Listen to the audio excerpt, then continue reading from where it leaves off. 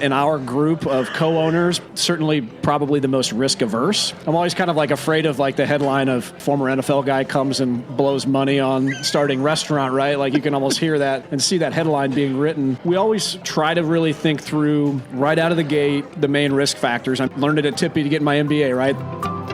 Welcome to the Tippie Leads podcast. Stories from the University of Iowa's Tippie College of Business that will change the way you work and lead.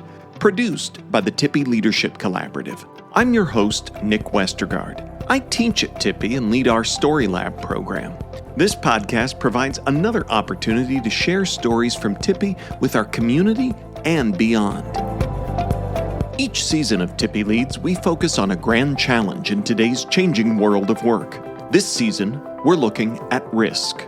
So far, we've explored big picture risks, from natural disasters to political shifts to everyday driving. But entrepreneurs face risks that can shape their paths. In this episode, Tippie alum Nate Kaeding shares his journey from Hawkeye and NFL kicker to successful entrepreneur in a conversation we recorded at the iconic Hamburg Inn, a local favorite he helped bring back to life. Then we'll hear from Tippie's Miranda Welbourne Eleazar, whose research sheds light on the key factors entrepreneurs must consider when deciding where to launch their businesses.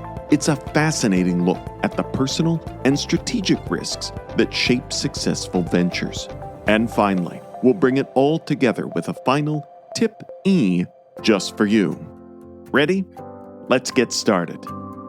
Hawkeye football fans know Nate Kaeding as one of the University of Iowa's most iconic kickers, followed by a successful NFL career with the San Diego Chargers. After retiring from football, Kaeding returned to his hometown of Iowa City, which he calls the best college town in America, to pursue a new passion in the restaurant industry. Through his Gold Cap Hospitality Group, he's created iconic local spots like the upscale Pullman Bar and Diner, the fine dining St. Birch Tavern, and the revamped Hamburg Inn No. 2. A Tippie MBA alum, Kaeding combines his business expertise and leadership background to build community-centered, successful ventures in Iowa City. I sat down with Nate at the Hamburg Inn to discuss the risks of entrepreneurship as well as the risks of rehabilitating a local favorite like the Hamburg Inn. So, we are here in the Ronald Reagan presidential table at the Hamburg Inn, which I think is an amazing spot for us to be chatting. And there was an article in on the Tippie website talking about you saying NFL foodie to hometown restaurateur. And I think what a way to kind of summarize your story, but I wanted to start by talking about the NFL foodie side of things as well, because it's like the Johnny Cash song, you've been everywhere. Yeah. And talk about the experiences and what you not only saw but tasted out there that informed what you ended up doing. Yeah, well, I was lucky. I mean, I was an Iowa boy, born and raised here in Iowa City, went to university here, obviously, and then was lucky enough when I got drafted in the NFL to go out to California. So it's kind of my first experience out in the big broad world, right? So, and the beautiful thing about being a kicker is you've got a lot of downtime. You don't have, when everybody else is studying plays and learning new plays and lifting, doing all those sort of things, the kicker is, looking for other things to do to keep their mind off of thinking about the big kick. And the cool thing for me being out in California is like this huge new playground wonderland of food experience, right? Like the ocean and there's the seafood, but then it's just this great conglomeration of a lot of great Mexican food and a lot different, more ethnic sort of things. So really opened my eyes for the first time to how big of a world it is out there for food. And then, like you said, Nick, just the ability to travel. I mean, you're on the road quite a bit during the football season, and on a 16, 20 game season, you're spending 10 of those weekends seeing a town, seeing a different place. And then the off season also allowed me a great opportunity to see a large part of the country, and traveled to Europe a little bit with my wife. And the thing that I kind of came, I would say an observer of and sort of a study of is not only just the food. I would correct the Tippie headline writer. I don't necessarily consider myself a foodie or really a restaurateur per se. But I started to study, and I really enjoyed the restaurants that felt like they were part of the cultural fabric of a place, right? Like if you go down to play the New Orleans Saints, you want to go check out the place that who has the best gumbo, and what's this unique little corner tap that's been here for 100 years, and those places where if someone's creating a list of New Orleans, you're here for New York, you're in New Orleans for 3 days, like where are the top 5 places that you need to go to get the essential New Orleans experience, and it's that layer below the touristy places, right? It's not the shtick where all the tourists are going to be on Bourbon Street where they're drinking the Hurricanes. It's like, where's that cool spot that's like 2 blocks over that maybe the locals know, or that, the people that in the know can go to, that really has that amazing chef that's doing some really cool stuff with local cuisine, or the restaurant's house in this amazing old building. Like, those are the places that, and my undergrad at the University of Iowa was in history, so I've always really loved the idea of the history and how that's woven into some of these restaurants and these places, and you just feel like you're authentically in that city when you're sitting at a booth in that restaurant. And I just fell in love with that element of it, and then started to think about what does that mean for my hometown in Iowa City, and how can I add to that story of what's Iowa City through helping start a few restaurant businesses. So you talked about New Orleans. Favorite place to get to as you talk about kind of the seasonality of it? Was there a time on the schedule that you're like, I can't wait to get back to, or was it New Orleans? Yeah, it was a lot of places. I mean, we tried to, I didn't travel much as a kid growing up, so it was really like, we did an awesome East Coast trip. I think one of my first off seasons. Again, that's another great thing about the NFL is you're literally working 7 days a week, and you got while all the season's going for the 5 or 6 months, but when it's done, and you get this sort of like 2 or 3 month window where you can go do anything. But we did like the East Coast, got on a train, did Philadelphia, did Boston, down into New York City, and just sort of like that whole wonderland that you can kind of explore. So it was really the off season, just tried to like pick off all those different places, whether it's the Pacific Northwest or, like you said, down in unique places like New Orleans, or down in Miami, or just finding all those sort of places. So yeah, the seasonality of the off season was really a great advantage to go study and see the country and explore what was cool happening out there. So of all of those places, you still came back here. So what led you back to Iowa City? Yeah, my teammates always gave me a bunch of crap because they're like, you're the only guy on our team from San Diego that goes back to Iowa in February when the season's over. But no, I mean, I love San Diego. It's such an awesome place. But my wife's from Iowa. I'm an Iowa guy, and just knew that we wanted to come back, and had gotten involved with some businesses when I was even in the NFL, but knew we wanted to come back and help contribute to this community, be a part of what we were going on here, and a great place to raise a family. So that's ultimately what brought us back this way. So you plant those roots back here in Iowa City. And you take on, as I mentioned earlier, we're talking about risk this season on Tippie Leads.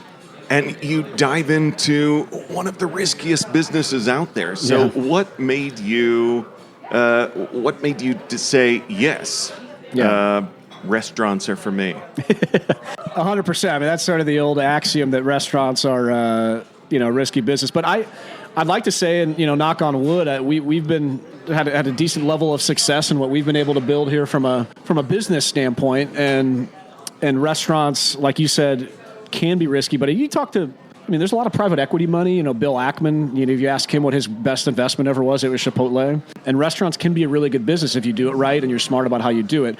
I would say what's been great about what we've done here and building our collection of restaurant businesses is it's really been a group effort. And I'm kind of in our group of co-owners, certainly probably the most risk averse. I'm always kind of like afraid of like the headline of, former NFL guy comes and blows money on starting restaurant, right? Like you can almost hear that and see that headline being written.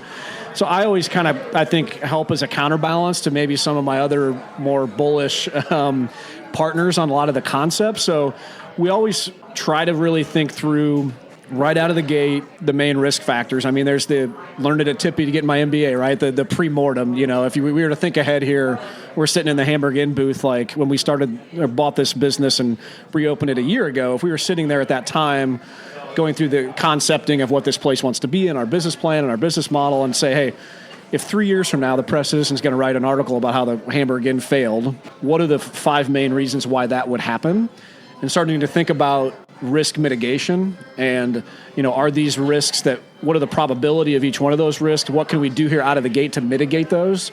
So incorporating that kind of thought process in, and not being naive about not thinking about all those sort of things, because really the biggest risk as an entrepreneur and business owner that you don't want to get you want to know what you can know. Like you don't want to risk to come on. You want to be taken down by the unknown unknowns, right? Like you don't want to come back and say, man, I should have, that was obvious. Like we'd had bad cash flow, or why did we price something that way? Like that's the easy stuff to kind of mitigate. Like you want to make sure you're thinking through all those sort of things, and the unknown unknowns will most certainly come out of left field, but you certainly don't want to be naive enough not to even start to think about what those risks are, right? So we definitely incorporate that into our business modeling and business strategy around like, okay, it's not just about like, let's go gung-ho and create this great thing. Like, let's also think about like how we can protect our downside a little bit, and what could take us out, or what could prohibit us from accomplishing what we want to. And then also, and just thinking about that blocking and tackling as you go.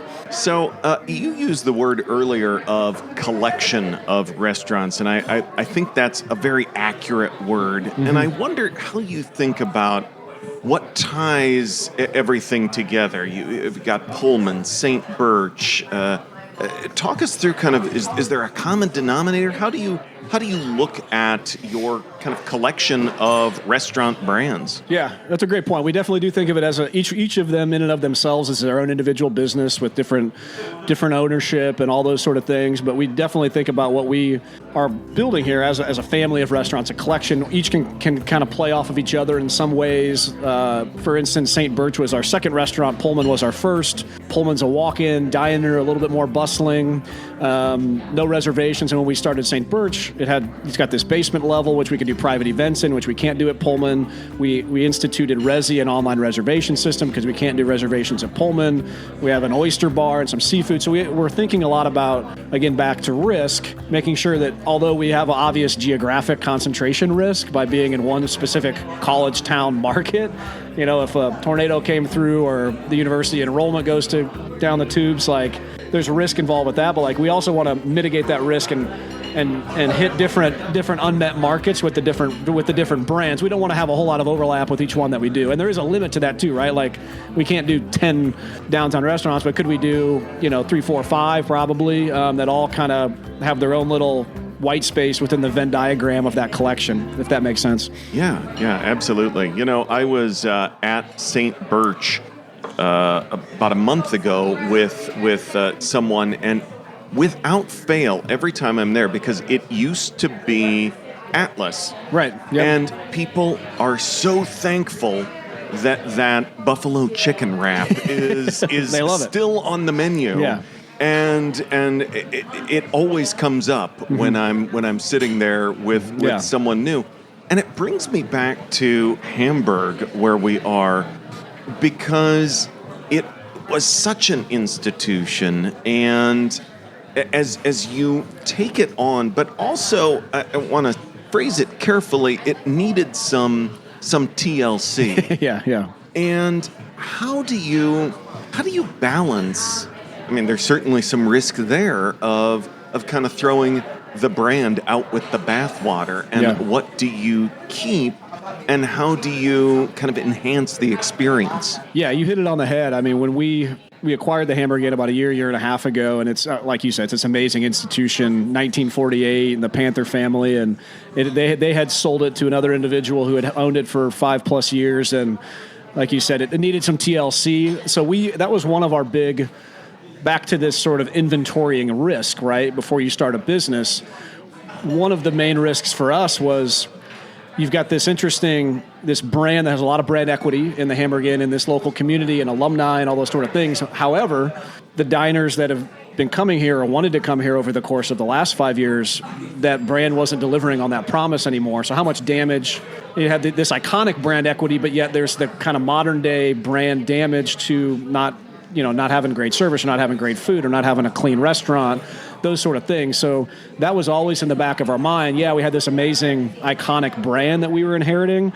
However, we had a lot of work to do in order to kind of earn people's trust back about the basics of a restaurant. I don't care how cool the history is. If you can't come in here and get a good omelet and some warm coffee and some good service, they're just not going to come back. So we tried to be clear-eyed about that, and kind of understood that there'd probably be a lot of earning of trust that needed to be done and some longer runway to maybe ramp up sales and kind of get back in people's habits and all of those sort of things. So that was certainly part of our calculus and part of the risk, right? Like, hey, it wasn't like someone just handed over this gold mine to kind of run because you can print checks because it's the Hamburg Inn. Like, we knew there was some ground to make up that had been lost over the kind of the immediate past.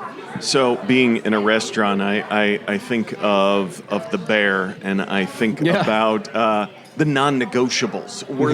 Were there Hamburg Inn non-negotiables that if we're reopening this has to be there? Yeah. Again, back to this interesting strategic place we were in as folks had just bought this iconic brand. One of the risks that we ran was, here's these new guys, they're coming in now, they changed everything.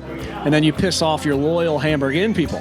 That's a real risk. Yeah. So part of our strategy was, and the Panther family was amazing, we went back and looked at old recipes, it's like, no matter what we think people might want or what we think we want to add to the menu or change here, like you got to draw a really firm line around the things that cannot be touched. And let's identify what the core of that is.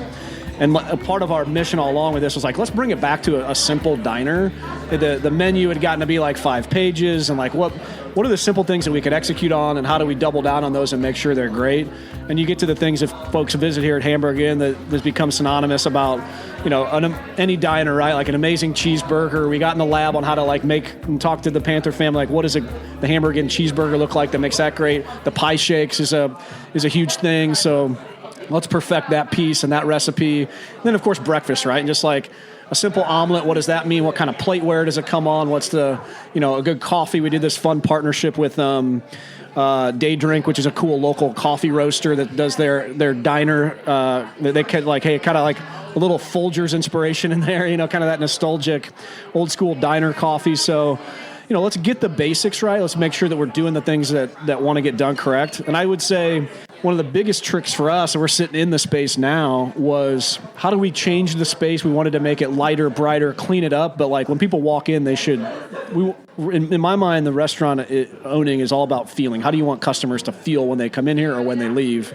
We wanted people to feel all the Hamburg Inn vibes, right? But the place needed cleaned up. It was very cluttered. We're sitting in nice new white laminated tables and cool diner red booths, and the ceiling, the old tin ceiling we painted white, but all that stuff before it's black. It was like black floor on black tabletop on black booths. We put new wallpaper in, some new lighting. So it was a very purposeful, hopefully deft touch in terms of how to keep the Hamburg Inn vibe, because that's what makes it great, but also clean it up, kind of unclutter it a little bit, and just, again, kind of start to write that next chapter, but still keep the heart and soul of it there so people can feel that when they come in. That perfectly answered my question, because I was one of those people that thought, is it going to be different? I know it needs to be different, but I don't want it too different. And that was the biggest, I love the risk conversation, because that was the biggest risk for us. I would say that was risk number one with the Hamburg Inn, was you come in and you piss a bunch of people off because you change too much. Or the prices go way up. I mean, that's another big thing in the restaurant world, right? It's like part of the ethos of this place. Think of it in contrast to our restaurant Pullman, which is a little bit more higher end and kind of chef driven and some different dishes.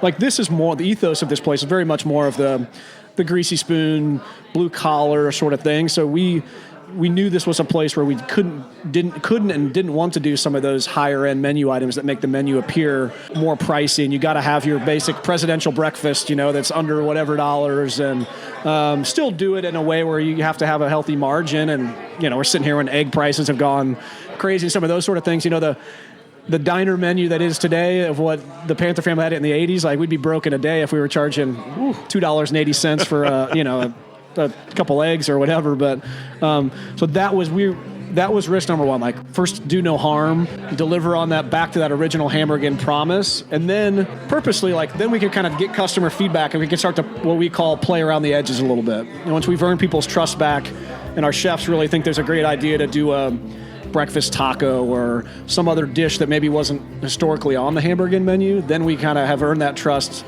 and the ability to start to layer some of those things on without ever losing that core identity of the menu.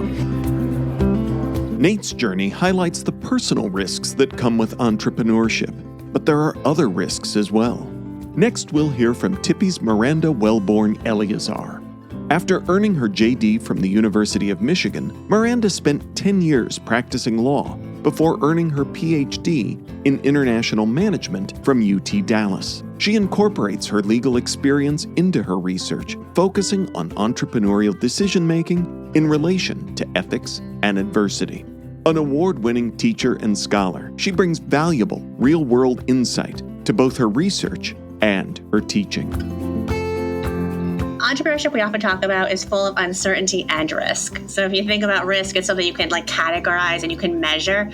Entrepreneurship goes a step further, and it has this uncertainty that you have no idea. You can't categorize it. You just don't know what's going to happen. And so it's scary, but it's also exciting. There's a lot of potential there. And so some of the things you have to think about is, will my customers be interested in my product? And so we do a lot of going to talk to the customers, doing customer discovery interviews, really getting to know what the pain points and the problems are with your customers to be able to deal with some of those risks. Then you have, can you actually make the product? Do you have that expertise? And so that might guide you in what you should be doing, and also the research you do. So you should see what all is involved in making this product. Where do you have to source materials? Everything that might come up that could potentially derail your process. And as you continue to develop, I do a lot of research on patents and lawsuits. And so you might have this great product. You might even be able to go and patent it, which you think is this barrier to risk, because you can go and say to other companies, you can't make your product because I already have the patent. But then you still have to have the resources to go and enforce that. And so there's a combination of this risk and uncertainty and also the limited resources that entrepreneurs have that can add additional challenge. So it kind of makes it sound even more scary, but it also gives you the opportunity to really figure out how you can help people, how you can address their needs, and then doing the best you can to hedge some of those risks and to deal with some of that uncertainty. So one of the things I love to tell my students is that you have resources in your community. You have those customers that you can go reach out to, but a lot of towns, whether small or big, also have engagement with entrepreneurship. They have co-working spaces, they have accelerators, they have universities that are really trying to promote entrepreneurship. There's small business associations, the cities often will have some kind of initiatives. So really using your resources, whatever they are, and reaching out to people. Whether that means going to meetings that you typically would not put yourself out to, like the commerce meetings and these different kinds of entrepreneurship networking events, or just talking to the neighbors, getting to really know your community and trying to get to know your potential customers, that can help a lot. It gives you that ability to connect with people and know their needs, but also when you're trying to test out your product, when you're trying to reach a broader audience, you can go back to them and you can have that support when things get hard and when you need help. And so I think that's one of the big things I like to tell my students as they are walking away from my classes, that it shouldn't end here. You have a community and you should use that community. And as you get bigger and as your online presence grows, you can continue to do that. I've really been impressed by this new gaming system that I got for my kids, the Nex, because they have Facebook presence. They are constantly reaching out and they're trying to see how their customers are liking their product. And it's making a community within the customers, even virtually. So there's a lot of groups like that, whether it be entrepreneurship groups or forming your own groups with your customers, that can help you deal with some of the risks and give you inside knowledge and help you move your product forward. I think the flip side of some of the things I was talking about is if you're not talking to your customers. If you just have your head down and you're just trying to make your product and you're just assuming people will want it and they'll buy it and you'll be fine, essentially ignoring that risk and uncertainty that's out there, that's where we see a lot of problems. You're spending a lot of money, a lot of your time, a lot of energy. You're possibly hiring employees to do the same thing, and you don't even know if your customers want your product. So you might make this product that you think is amazing, but no one buys it. So that's why a lot of what people are doing now is doing a lot of conversations with customers early on, trying to test prototypes that are really early, trying to test a minimum viable product, which means this is the most basic version I'm willing to sell, and see if people actually buy it. And so if you're not doing those things, and if you're just making assumptions that because I like it, everyone will like it, or being overly confident, that's where we see a lot of problems. Sometimes I find students come into my class and they think if they get a patent, it's like a magic wand and everything will be fine. And so everybody wants a patent. And that which costs a lot of money. It takes a lot of time. And a lot of ventures that even are able to get a patent can't enforce it because you have to still have money and resources to go and bring a lawsuit to enforce that patent. And sometimes your product should not have a patent, or it's not really helping that much. So we have a paper where we found that early ventures in their first couple of years of founding who got patents actually had lower revenue in the short term. But if they really paid attention to those customer needs, kind of like I was saying earlier, they were able to get the patents that were right for their product. So I think patents, along with other kinds of things that you can do to protect your product, are good if you need them and if you're really addressing those customer needs. So just because you're afraid of the risk doesn't mean you should turn to some of these things that we hear about a lot, such as patents, without thinking through, is this something that's really good for my product, for my situation? At the same time, if you are sued, because this is another thing that happens, it is risky, it's scary, I would suggest not freaking out too much. Go and get some counsel, like talk to a lawyer. Hopefully you can find one in your local community who will help entrepreneurs at a discount, and take a deep breath and try and figure out what to do. Because although this does happen and it can be scary, there are ways to deal with it, and you can get through it, and you can overcome the risks associated with that as well. That was Tippie's Miranda, Welbourne, Eleazar. Before we wrap up, let's go back to the Hamburg Inn with Nate Kaeding one last time for a final tip-e for you to remember in your work. I think the way I've thought about it personally post my NFL career in terms of risk mitigation has really been around the people that I surround myself with. I was luckily smart enough right out of the NFL to kind of know what I didn't know and know that in order for me to be successful in this next professional chapter, I couldn't go it alone, right? I couldn't take it all. I couldn't have it all for myself. So I guess it's in some ways a risk mitigating play, but find great business partners. Don't take it all. Take a third of it or a quarter of it or whatever and bring my unique value to the table. And then that just helps mitigate a lot of risk. Like, the risk of, something failing and dominating your whole life or tanking your portfolio. But the joys of having great business partners who are also your friends. So that was in a way that kind of mitigated the chance of, both failure, but also heartache and stress and all those sort of things as I navigated this second career, is by surrounding myself with great business partners and knowing that I didn't have to have it all, that I'd much better to build a collection of things with a great group of people as opposed to this is going to be Nate's Diner and then, just kind of run with it all, and I'm waiting tables and cooking cheeseburgers. So, that kind of know what you don't know, have that sort of self-awareness, and then the ability to go out and build a great team around you, I think has been a kind of a personal and professional kind of risk mitigating tool, I guess, in some ways. Entrepreneurs face risk, but so do CEOs of big companies.